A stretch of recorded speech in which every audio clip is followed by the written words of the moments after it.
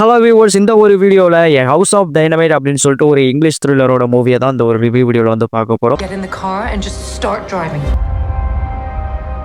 இந்த படத்தோட கதை என்ன அப்படின்னா படத்தோட கதைகளமே யூஎஸ்ஏல தான் நடக்குது. அங்கே இருக்கக்கூடிய ஒயிட் ஹவுஸில் சிச்சுவேஷன் ரூம் அப்படின்னு சொல்லிட்டு ஒரு ஏரியா இருக்குது. ஸோ அந்த ஏரியா ஒரு கண்ட்ரோல் ரூம் மாதிரி, கண்ட்ரோல் ரூம்னு சொல்ல முடியாது. அங்கே ஒரு ஒர்க் பண்ணிட்டு இருக்காங்க. என்ன ஒர்க் அப்படின்னா யூஎஸ்ஏக்கு அகெயின்ஸ்டாக ஒரு த்ரெட்டன் வான்வழி மூலமாக ஏதாவது வந்தது அப்படின்னா, ஸோ அந்த த்ரெட்டனை ஐடென்டிஃபை பண்ணி அடுத்த 5-6 நிமிஷத்துக்குள்ளே பிரசிடென்ட் கிட்ட இன்ஃபார்ம் பண்ணி ஆகணும். ஸோ அப்படி இன்ஃபார்ம் பண்ணிட்டாங்கன்னா அடுத்த மூவ் அவங்களோட மூவ் இருந்துகிட்டு இருக்கும். ஸோ இப்படி அவங்களோட ஒர்க் போயிட்டு இருக்கு. ஒரு நாள் கதாநாயகி இப்பவும் போல ரொட்டீனாக அவங்களோட ஒர்க்கு கிளம்புற மாதிரி கிளம்பி அவங்களோட ஒர்க்குக்கு போயிடுறாங்க. நல்லா தான் அவங்களோட காலை பொழுது அமையுது. ஸோ அப்படி போயிட்டு இருக்கும்போது அன்னைக்கு ஒரு அன்ஐடென்டிஃபைடான மிசைல் அந்த யூஎஸ்ஏல இருக்கக்கூடிய ஒரு ஏரியாவில் விழப்போகுது அப்படிங்கிற மாதிரியான ஒரு த்ரெட்டன் ஒரு இன்ஃபர்மேஷன் அண்ட் இவங்களே அதை கண்டுபிடிச்சிடறாங்க. ஸோ அந்த ஒரு மிசைலை தகர்க்கிறதுக்கு இவங்க என்னெல்லாம் ஃபாலோ பண்ணுறாங்க, என்ன மாதிரியான ஸ்டாட்டிஸ்டிக்ஸ்லாம் ஃபாலோ பண்ணுறாங்க, அந்த ஒரு மிசைல் குறிப்பிட்ட இடத்துல விழுந்ததா இல்லையா அப்படிங்கிற மாதிரியான நிறைய விஷயங்கள் இந்த படத்தில் இருக்கும். ஸோ ஒரு 1/4 மணி நேரத்தில் அடுத்த ஒரு 1/4 மணி நேரத்தில் என்ன நடக்குது அப்படிங்கிற மாதிரியான ஒரு பேட்டர்னில் ரெடியாக இருந்திருக்க ஒரு படம் தான் இந்த படம். அண்ட் அதுக்கு தகுந்த மாதிரியான ஸ்க்ரீன் பிளேயும் பண்ணியிருந்திருக்காங்க. அண்ட் இந்த படத்தை கேத்ரின் பிங்க்லோ தான் டேரக்ட் பண்ணியிருக்காங்க. கேத்ரின் பிங்க்லோ யார் அப்படின்னா நம்ம ஜேம்ஸ் கேமரனோட இப்போ கரண்ட் ஒய்ஃபு கிடையாது, X wife.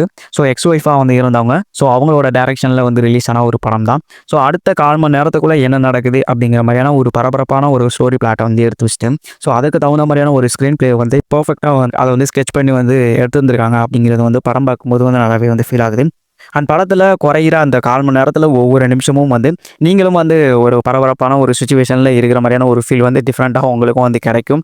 And story plot wise அந்த மிசைல் அந்த இடத்துல விழுந்ததா இல்லையாங்கிறது அது அடுத்த பட்சம். பட் ஆனால் அது வரையும் ஸ்க்ரீன் பிளே ஒரு கிரிப்பிங்காக கொண்டு போகணும். ஸோ அதான் இங்கே இருக்கக்கூடிய மிகப்பெரிய ஒரு டாஸ்க். அந்தளவுக்கும் படத்தில் எங்கேயுமே இந்த படம் உங்களுக்கு போர் அடிக்காது. நல்ல ஒரு கிரிப்பிங்கான ஒரு ஸ்க்ரீன் ப்ளே பண்ணி தான் ரிலீஸ் பண்ணியிருக்காங்க. அந்த படத்தில் இருக்கக்கூடிய கேரக்டர்ஸோட பெர்ஃபார்மன்ஸ், மெயினாக நம்ம ஹீரோயினோட பெர்ஃபார்மன்ஸும் அந்த படத்தில் நல்லா இருந்தது. அந்த படத்தில் ஒரு பிரசிடென்ட் கேரக்டர் ஒருத்தர் வருவார். ஸோ அவர் படம் ஃபுல்லாக இருந்தார். அவரோட கேரக்டரும் படத்தில் கொடுத்த கேரக்டர் செம்மையாக புல் ஆஃப் பண்ணியிருக்காரு. ஸோ அவரோட சுச்சுவேஷனை எப்படி ஹேண்டில் பண்ணுறாரு அப்படிங்கிறதெல்லாம் படத்தில் ரொம்ப அருமையாக இருந்தது. படத்தை பொலிட்டிக்கல் ட்ராமா அப்படின்னு சொல்லலாம். அண்ட் ஒரு ட்ராமா மோடில் ஒரு த்ரில்லரை ட்ரை பண்ணியிருக்காங்க அப்படின்னு சொல்லலாம். ஏன்னா படத்தில் ஏகப்பட்ட கான்வர்சேஷன் சீன்ஸ் இருக்கும். ஸோ கான்வர்சேஷன் வழியாக ஒரு த்ரில்லரை ட்ரை பண்ணியிருக்காங்க. பட் ஆனால் ஸ்க்ரீன் பிளேயில் ஏதோ ஒரு மேஜிக் பண்ணி அதை போர் அடிக்காத வகையில் பயங்கர கிரிப்பிங்காக இந்த படத்தை எடுத்துகிட்டு போயிருந்திருக்காங்க. ஸோ ஒரு 15 நிமிஷம் ஒரு மிசைல் விழப்போகுது அப்படிங்கிறது பயங்கர காம்ப்ளிகேட்டடான ஒரு சுச்சுவேஷன். ஸோ அந்த மிசைலை நம்ம தாக்கி அந்த அதர் சைடில் இருக்கக்கூடிய ஏதாவது ஒரு கண்ட்ரீஸ்க்கு அதை இன்வால்வ் ஆகியிருப்பாங்க. ஸோ அந்த மாதிரியான நிறைய காம்ப்ளிகேட்டான நிறையா பொலிட்டிக்ஸான ஒரு விஷயங்கள் படத்துக்குள்ள இருக்குது. அந்த ஒரு ஹேண்ட்லிங்கான ஒரு விஷயங்களை நீங்கள் படம் பார்க்கும்போது நீங்கள் ஃபீல் பண்ணலாம். அண்ட் ஒரு லேர்னிங்காகவும் அது இருக்கும். அண்ட் இவங்க சைட்லேருந்து யூஎஸ்ஏ சைட்லேருந்து அந்த மிசைலை தகர்க்கிறதுக்கு என்ன மாதிரியான ஸ்டாட்டிஸ்டிக்ஸ்லாம் ஃபாலோ பண்ணுறாங்க அப்படிங்கிற மாதிரியான விஷயங்களும் படத்தில் அருமையாக ஸ்க்ரீன் பிளேயில் காமிச்சிருந்தாங்க. அண்ட் டிஃப்ரெண்ட் ஸ்டைல் ஆஃப் ஒரு பேட்டர்ன் ஸ்க்ரீன் பிளே படத்தில் இருக்கும். ஸோ அதையும் நீங்கள் படம் பார்த்து தெரிஞ்சுக்கோங்க. டிஃப்ரெண்ட் பாயிண்ட் ஆஃப் வியூ அதை நரேட்டிவ் பண்ணியிருந்திருப்பாங்க.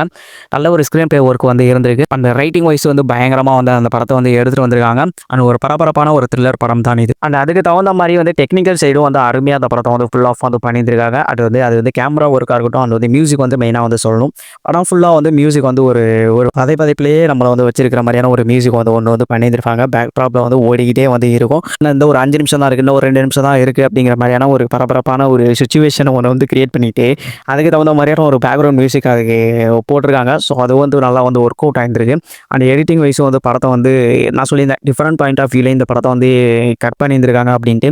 ஸோ அதை நீங்கள் படம் பார்த்து தெரிஞ்சுக்கோங்க. அண்ட் எடிட்டிங் வைஸ் செம்மையாக அதையும் ஃபுல்லாக பண்ணியிருந்திருக்காங்க. அண்ட் ஓவரால் படம் டெக்னிக்கல் விஷயங்களும் சரி, அண்ட் எடுத்துக்கிட்ட ஸ்டோரி பாட்டை பயங்கர ஒரு பரபரப்பாக கிரிப்பிங்காக கொண்டு போனதும் அருமையாக இருந்தது இந்த படத்தில்.